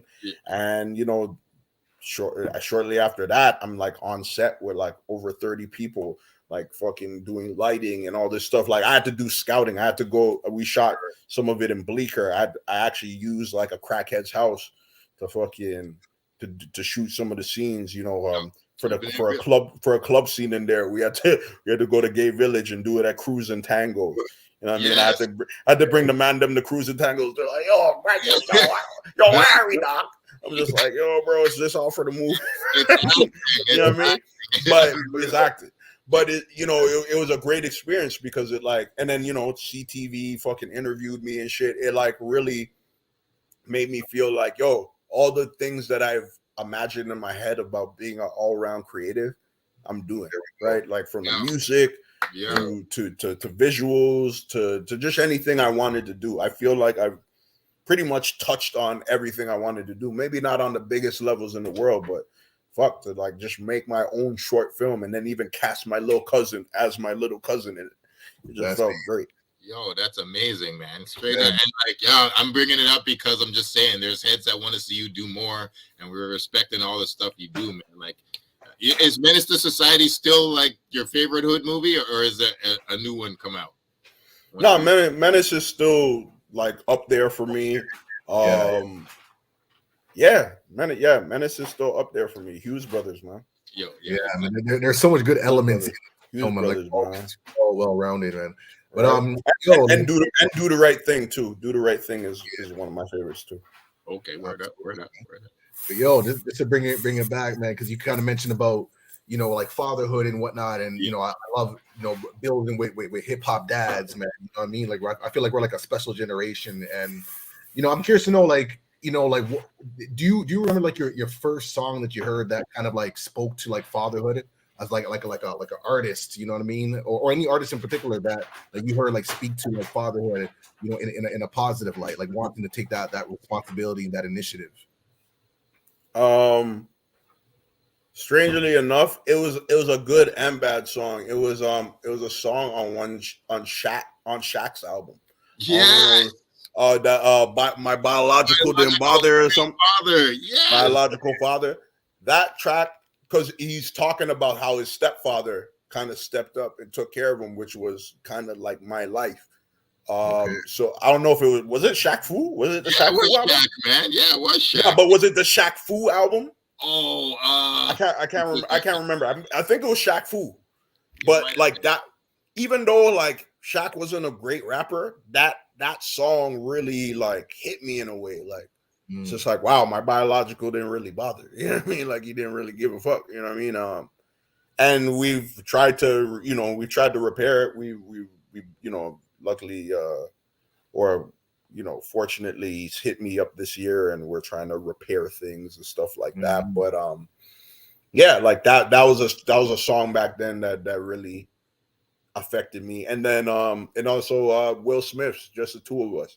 I always respected that record. With him talking about his first son Trey and shit like that. You know what I mean? I always loved the fucking Stevie Wonder sample. Obviously, you know what I mean? It's a classic. Just the way he talks about his son and shit like that is just beautiful. Proper. So what is like one thing or maybe a couple things that like being a father, has taught you about yourself in particular? It's taught me shit. Life is not about you. Right? Life goes on, right? Like, and even though you're in this vessel and in this shell and you still have to deal with the shit you got to deal with, it's like, what would I have become if it wasn't for someone sacrificing their life for me and taking the time to nurture my growth, right? So it's imperative for me to nurture my daughter's growth and make sure she turns out to be the best she can be and she can stay creative and know she can do anything in the world, right? Like that's how my mom made me feel. She didn't make me feel like I was limited in any type of way. Anytime that I got in trouble, it was like her remedy was just to put me into something creative or to put me into something that would get my to outlet that frustration or that anger or whatever, just to curb the behavior. It was never about putting me down or ever saying I can't do this or I can't do that, or never insulting, just always inspiring and always encouraging. So that's why I put her in my music videos. That's why I brought it. Like I remember when I headline Manifesto, you know what I mean? Like she was backstage with me just watching, 1,000 people just, put their hands up for her son. You know what I mean? I always wanted to involve her in the shit I do because I feel like I wouldn't be as artistic or be driven down this path without her supporting me. And maybe I would have, and I would have had just a chip on my shoulder and say, yo, my parents never supported me or my mom never supported me. But, you know, it feels good to say that my mom has supported me all the way through it. And my mom's the one that put me in acting. I was in Kmart commercials when I was a kid. Okay. You know, gotta get that. You know, she got videos of me, like, you know, playing with a fake guitar and stuff like that. So she's always encouraged my artistic style. So, you know, with my daughter, whether she wants to be an artist or not, whether she wants to be in the arts or not, it's just important for me to nurture her growth and understand that, yeah, it's not always about me. Even though I got to take care of what I need to take care of and make sure, you know, I accomplish the things I want to accomplish, they're also to leave to her so she can look at her dad and say, like, yo, my dad did what he wanted to do, and that's inspiring for me. You know? Yeah, no, that's beautiful, man. That's amazing. Yo, no doubt, man. Like, yo, I just want to add on that with one quick question, like, because I don't have a daughter per se, but I read that one of your favorite books is The Alchemist, and I have read The Alchemist.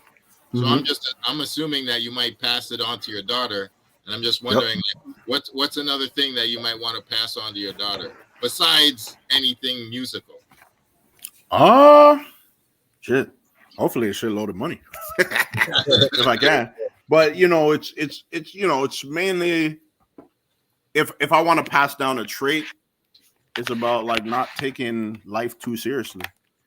Hold on, sorry, my computer said it was about to die. Okay. Put the charger inside. It's about not taking life too seriously, because at the end of the day, it's like, bro, life is not always going to pan out the way that you expect it will. It may not go the same route that you aim it to be, but it's not about that. It's about having fun. It's about enjoying the ride. It's about enjoying the journey. And I think I've enjoyed the journey. There's things that have pissed me off and things I wasn't happy about, people that have fucked me over. But, you know, in the main part of it, I've enjoyed myself because I've done what I wanted to do, and I want her to do what she wants to do, you know? No, that's beautiful, man. And yo, like, that's the energy that I definitely, you know, that's something that you illuminate, man. Like, you know, that's always having fun. Like, you know, of course you have your serious moments, but you can tell that you're enjoying the ride, you know? And you know, as I know that we're coming towards at the end of this session, this has been like super, super blessed. I don't mind, man, I may have one more question. Actually, okay, you ask me a question because I have a video that I want to play, man, because I'm trying to know about something. But go ahead.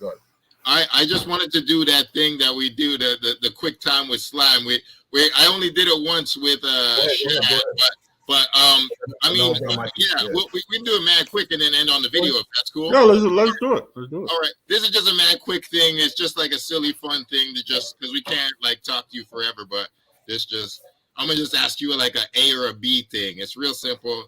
I know you might fuck with both, but just maybe give a one answer. So, but yeah, because I can't pick both and take a drink. Yeah, yeah, exactly. So blunts or rolling papers? Shit. Blunts. I haven't smoked for like 2 months. I haven't. You taking a break? Yeah, I'm taking a break. I don't know when I'm gonna jump back on it, but I feel like good and clear headed. Okay. You know, this is the longest I haven't smoked since I started smoking. Oh shit! Congratulations. Which was at age 14, which is like 20 years ago. So I can, you know, self-discipline. But blunts though, backwards. All right. Vodka or rum? I know you're a GB. Rum. I Kawhi or Lowry?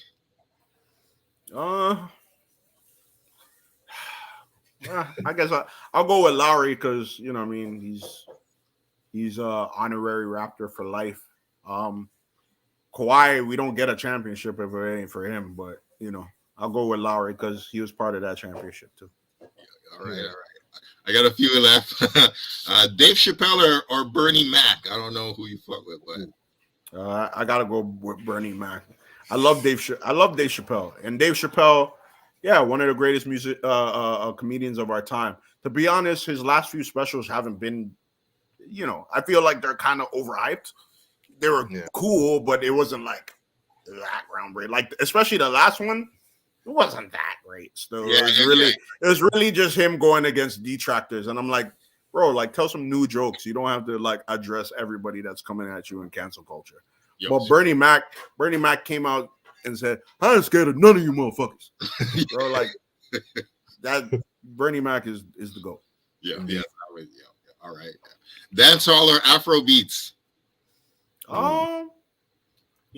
Like that's the thing. When we say Afro beats, I think you mean like this new Afro pop. That's because Afro beats is like Fela Kuti, and you know what I mean, like that's like, you know, like 80s 90s kind of, you know, Afro music. So if anything, it'd be the stuff that I was raised on, which is the old school stuff. But then again, I was also raised on dancehall. That's where I got a lot of my bubbles from, and you know, windups from. So shit, man, that's a hard decision. You know what? Just because I felt a lot more booty on me from dancehall, I'm just gonna go with dancehall. But you know, we're not saying Jamaican won this war, okay? It's just about you just won the battle, okay?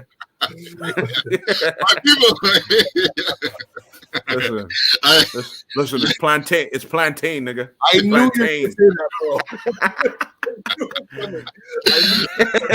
Plantain, nigga. Plantanos, yo, plantanos.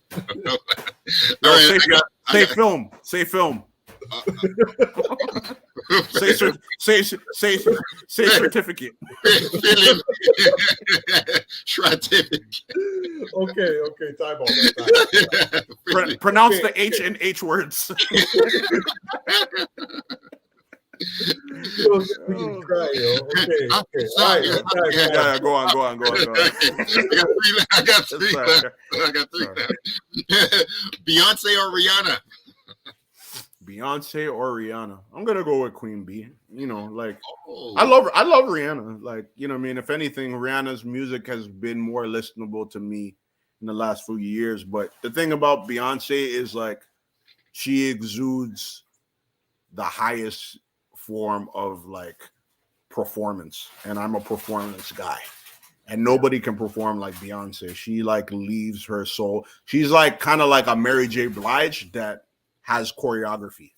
Wow, that's like, very like because Mary J. Blige, she just does the, you know, the boots, the Mary with the boots, you know, that's all she does. But she's an amazing singer and puts on great performances. Beyonce does that, but with sick choreography with her dancer, like the Homecoming shit, amazing, bro. Like, you know, Rihanna can't do that. Rihanna's more about vibes. Like, you could probably bop to her music more, and she has more vibes like that. But if I'm gonna talk about an artist and what they've done over the extent of their career, I feel like Beyonce's never cheated nobody. That is a fair assessment, for real. She's only been cheated on. Hey. Yeah, one shot for Becky with the good hair. Right. Shout out Becky with the good hair. Yeah, all right. We'll get there in a sec. But Ableton or Pro Tools? Oh, well, I'd go with Pro Tools because I don't even know how to use Ableton. And you should have actually said Ableton versus Fruity Loops, because that's or FL Studio. That's kind of like the battle right there. But I mean, I know because most people use Ableton to produce. You can record in Ableton, but most people just use it to produce. And then Pro Tools, mainly a lot of people use it just to record because it's an industry standard. But I'll go with Pro Tools if I had to choose the two, just because I don't produce on Ableton. I don't know how. I don't know how to produce on Pro Tools either, but I know how to record. Fair enough. I figure you were just going to take Fruity Loops anyway, so I didn't want to put that in. True. But the very last one, titties or ass? Titties or ass? Of course I'm going with the ass. Okay. What self-respecting black man is just gonna go for titties? Come on, man. Hey, man. Come on now. I mean, we're all about that low end theory. Thank you very much for participating in either or. All right, yo. You know it's all about that bass. Your bass. I don't know how you produce some of them low ends in your beats, man. It's just like, because I go to a strip club and look at booty. It's the inspiration. No, I'm lying. I don't go to no Canadian strip clubs. They don't deserve my money. Oh gosh. Oh man. Have you been to strip? This is my last question. Have you been to strip clubs in LA? Because I didn't. Yeah. I actually went for the first time, like the last time I was there, like a couple weeks ago. I had never been to a strip club in LA. I had always heard they were trash, and I went, and it wasn't bad. It's not as good as the South. Like the South has. I need to go to one in Houston, but I've only really been to strip clubs in Texas, Austin, Texas, and Atlanta. Oh gosh. Okay. Yeah, Atlanta was a spectacle. Oh gosh. Okay, well. Heavy man. If we do another interview, I'm gonna have my Malcolm Lovejoy ask you a couple more questions about that. Nigga, just make sure you keep your clothes on, nigga. Yeah, I got my clothes on, John. I said when you're Malcolm Lovejoy, no, with your shirtless ass. I remember when you just started with that Malcolm Lovejoy shit, and you're just walking around with no shirt. Hey man, it's like Rich Kid. You know I'm important now. I'm just like, nigga, I know you told me 5 times already. Everybody knows you do porn. You don't have to walk around with your shirt off, nigga. Like, come on, bro. When I'm wilding out in the dance, I'm wilding out front row and I get sweaty. So sometimes I get hot. Nigga, there was no show when I would see you. I would be crossing the street, random place, and you have no shirt on, bro.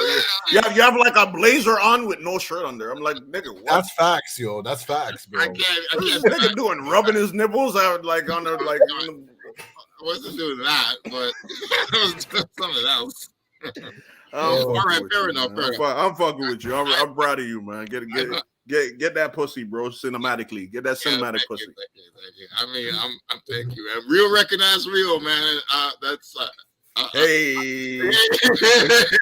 If you know, you know. If you know, you know. I had to pave the way, man, for y'all young niggas. I would just say salutes to a fellow brother. Pave the way for you young niggas. You know. All right. Well, yo, you know. If you're on, we're gonna take segue to another video though. Which one? I'm gonna play this. Okay, let me just play this. Okay. Sit for kids. Okay, that one. Okay. Whew. Okay. No, this is a throwback. Okay, yeah. Like this is Addy script. We're gonna wrap up with this because yes, this is a good place. First of all, I want to know whatever happened to this posse cut of like 100 people on the record, and two, like, yo, this night was crazy, yo. Like, I can't remember if it was you or Addy, whoever invited us over, and it was Addy because it was his house. You sure? I don't know. I kind of feel like you would just like send the invite, yo. But maybe. Anyways, for whatever reasons we're there. I came through with Mizzo. You know, Mizzo's in the cut. Shout out Mizzo. And yo, we came through to the man's house, and yo, it was lit, yo. Like bottles up, chronic in the air. Like I don't even remember how many people were there. It was a lot, yo. And mans were getting really wavy, man. Like I don't even get wavy like that though. But yo, I was up, yo. You know what I'm saying? But all I know is that you played this beat. I still can't remember the beat for the life of me. And all I know there is like, again, like everybody has dropped to 8 bars, and I still never heard this out. But like Rich is dropping the hook on this, and this is all I have from that night. So I don't even know like the song. But let's play this real quick. Say, yo, every nigga repping they place. Oh, nigga step to the plate. Yo, you know what I mean? So hold on, what is it? What about?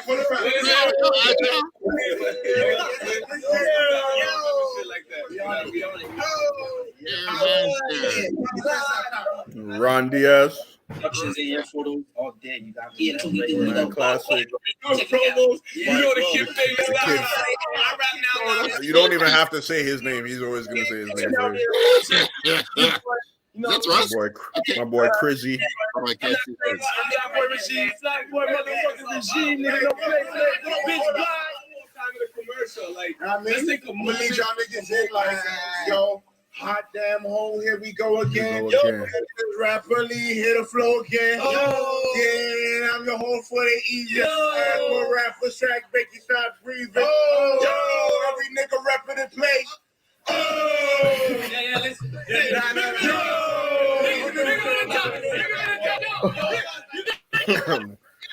My nigga Sinatra. That's my dog.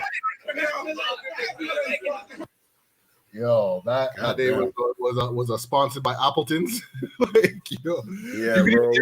We was fucking ripped, wasted, sloshed, all the words that you could imagine. Oh my goodness. Mm-hmm. And you know what? Those are the times I miss. You know what I mean? Like it was really those times where it was like, I don't know. It was just like it felt like everybody was ciphering and just it was just about hip hop. It was about rap. It wasn't really about anything else. It wasn't about like, killing your ops and putting them in a blunt and shit like that. Even if you had enemies, you didn't have you didn't waste time rapping about them, right? You didn't give your enemies fame by rapping about them. You just kind of like did your thing and proved your skill and just have fun with it. So I miss that aspect of it, but regardless, it's just like times change, and I'm happy that those moments are documented, and I'm happy that you still have them. It's still up there to watch, man. I'm gonna go through your shit just now. Just go watch them on YouTube. Where is that song though, man? That's what I'm trying to understand. That song, I have no idea, bro. To be honest, I don't think it actually came out well because look how drunk we were, bro. Drunk every so second. All in one on the mic when they could really all be separate, adding the ad libs like that. Like you could just tell, like that track was never gonna come out. That was a real drunkard track. No, I remember there's one artist. I don't know who he was, man, but he just couldn't get his 8 bars down, and he was going off for like a half an hour. And he was one of those stubborn guys, you know what I mean? Who wouldn't get off the mic until he got it right. Like, you know what's funny? Because I don't think Tona was there that day, but there was another day that Tona was there, and that was actually the first time I met Tona. Okay. And I think this is maybe after it could have been before or after I did Broken Dreams, that track Street of Dreams or whatever. But I remember we were doing a song and it took me like literally an hour to record my verse, and because I didn't want to punch in and I was drunk, I just kept on doing it over and over. And I looked at Tona's face, and I know Tona was so mad. He's just like, "Oh, bro, I'm never rapping with this guy again." And then look, a nigga helped him get a Juno. So there we go. Yes, sir. Yes, sir. We're gonna leave it like that, man. I don't know, yo, Bender, man. You got any last word or any? I don't. Honestly, I think I got through most of my questions. We definitely covered a lot, man. Like, yo, this was a blessed interview. Memory lane, man, building with good peoples, and like we still here, man. Like we are definitely, I don't want to say like pioneers, man, because that's like a weird word sometimes, but like, we definitely contributed a lot and seen a lot, and having this like resilience to like still have this desire to like, pursue it and to also like, move forward the generations, because not everybody has been, able to do so, you know what I mean? So salute to longevity. Man, salute to the love of the culture. And I think really that's what it boils down to. That's a common denominator between all of us, like love for the culture. And I still find this fun. This is fun to me, like building with the people, building the community, still tapping into the music scene. It's fun. So, we'll keep doing it. Man, you're so right. Like, I just want to add on, like, it's fun when it's the realest people that have that, like, are coming from the right place. And I just got to thank you, Rich, because you've always, like, your heart shines, dog. Everybody knows, like, it's the music comes from you. You don't overthink. It's not fucking calculated. Like, you're just naturally you. You're naturally yourself.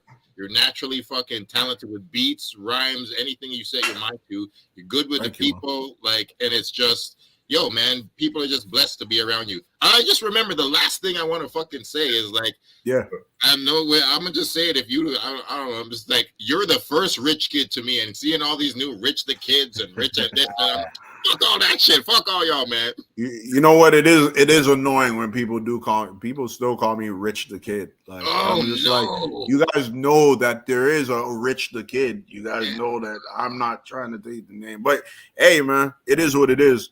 You know, like there was a long time ago I could have changed my name, and I was just contemplating on changing it just to Richie, and I might even just do that for a next release. But at the same time, I just like, I'm a very stubborn guy myself. I'm just like, bro, I've made my name like this. I don't really give a fuck too much about any other motherfuckers. And I've actually met Rich the Kid before. You did. My homie Casey Veggies introduced us in Atlanta, and I was just like, "Oh yeah, you're a Rich Kid, aren't you amigo?" Amigo? And he's just like, he's just looking at me. He's like, nah, but those are my guys. I'm like, oh, yeah. And then my homie Casey Veggie's like, wait, Rich the Kid. Oh, crazy. Y'all got the same name, man. Hi, yo, that's crazy, man. I was like, this nigga an idiot. Yeah, it's idiot. Like, well, of course we have similar names. But yeah. Man, how long gonna take you to figure that out? And like, yo, man, you've been Rich Kid for like a long decade at least before over a decade, man. I'm like, yo, man, all these fucking biting ass clones. But remember, they're coming from America, and there's probably a very slim chance that they ever seen what we were doing or really cared. Right? You know, America is its own entity, so you know. Hey, little did I know Rich Kid would be a popular name. They niggas started calling me that in high school. I just ran with it. And that's the thing. I know it's hip hop, man. There's so many people that names branch off names and the different whatever. I get that. Like, my dudes in Ottawa were trying to be like, yo, this is O-Town. I'm like, you guys, have you ever heard of Oakland? Like, you can't call Ottawa O-Town when Oakland is the original O-Town. If they hear that, that's not going to be good. So, like, I get it. Yeah. But, you know, Hamilton is H-Town, right? There's Eastern. You know, I think it's more geographically to the country you're in. And, you know, it is what it is. But trust me, you could call Oshawa O-Town. You know what I mean? But, you know, usually you just call it the Dirty Schwa. You know, the last thing I'm gonna say is that Rich the Kid made a project with Lil Wayne, and I wish Lil Wayne was rapping on your beats. Straight the fuck up. Yo, me too. Yeah, let's hope Lil Wayne still got something in him. Like, you know what I mean? Got a little more rap in him. Let's see if I could get a beat to him. We'll see. Yeah, man, that's one of my favorites. Yeah, man. All right. Yo, man, Rich Kid's been a pleasure, man. You're building us and sharing some exclusive stories, man, and just, you know, building, man. Appreciate it, bro. Yo, man, it's so much fun to talk to you, homie. So good. Love to Stolen Africa. Love the Supreme Being Unit. Yes, what? There we go. Come on, man. You know, you call it the Reminisce Show. I gotta hit you with the Reminisce bars. Yeah, man. Thank you. I appreciate y'all. All right, man. Salute, brother, man. We'll probably get you back on here another time, man. So yeah, I'm down for it. Just let me know. All right, man. Don't know. Bless up, yo. One love. Yeah, man. Yeah, that's how we do it, man. Yo, man, the exclusives, man. Like that's the Reminisce Show. Every time people come through, you know, it's family vibes. You know, you're gonna hear some exclusive stories that you never heard, man. And hey, man, I'm full, man. I'm full. That was great. That was great. I'm gonna float away happy. So good to see the homie and that he's doing good. Thank you to Colleen, Righteous, Neto, all my people. Yeah, some guerrilla music, man. That's Mizzo, man, out on the west. Mizzo. Yeah, man, tuning in. All right, man. And that's what it is, man. We're gonna sign off like that, man, every Tuesday, man. Reminisce Show, 7 p.m. live, man, carrying the traditions of St. Kofa, because sometimes we got to go back and collect what we may have forgotten, man. So we are here, man, preserving our culture and our history. And as we preserve it, man, this is what we call, man, Black Futures, man. This is, you know, as we move forward to Black Futures Month, you know, like this is Black History Month, African Liberation Month, and then move into like Black Futures, man. So we're going to continue the legacy and continue like the history and the culture. We got to watch out for these vultures, man. But that's another story. It's all right, though, man. So we're going to keep moving, keep it blazing. And we out, man. See y'all next week. Peace.